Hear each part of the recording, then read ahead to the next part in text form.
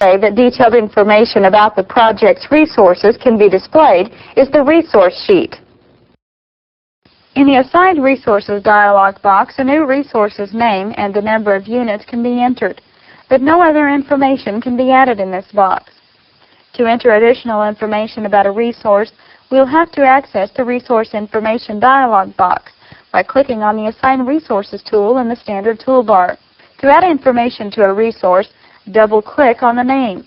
Let's select Mary Brown as the resource we're going to edit. Select the Cost tab and double-click the cell under Standard Rate. Type $5 and press Enter.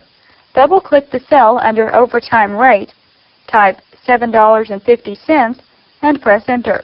Remember the resource calendar created for the evening shift? Let's make Mary Brown part of that shift by clicking on the Working Time tab.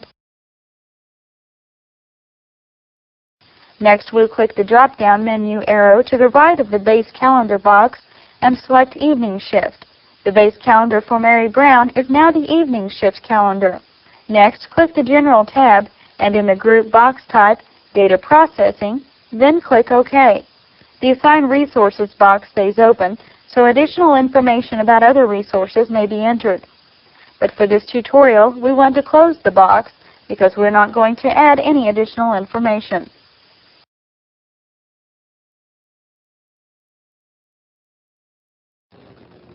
Now we need to establish our resource rates. The resource sheet is convenient because information about more than one resource can be entered at a sitting. If we use the resource sheet, we don't have to open and close the resource information box each time we want to add information. For us to enter more resources for the project, we'll want to access the resource sheet. Let's open the View menu and choose Resource Sheet. The Resource Sheet dialog box appears, and we'll click on a blank field below Resource Name, then type Production Manager. Even though we've created a working calendar for the Production Manager, she's not officially a project resource until she has been added to the resource sheet. Tab to the Initials field and change the Production Manager's initials to PM, since the initial P is already being used to note the personal computer. Project 98 automatically uses the first letter of a resource as the letter for the initial field. Because of this, we'll have to modify some of the resource initials as we enter them. We'll tab again and type Production for the Production Manager's group. Then we need to tab twice to activate the STD rate field and type 20,000/Y.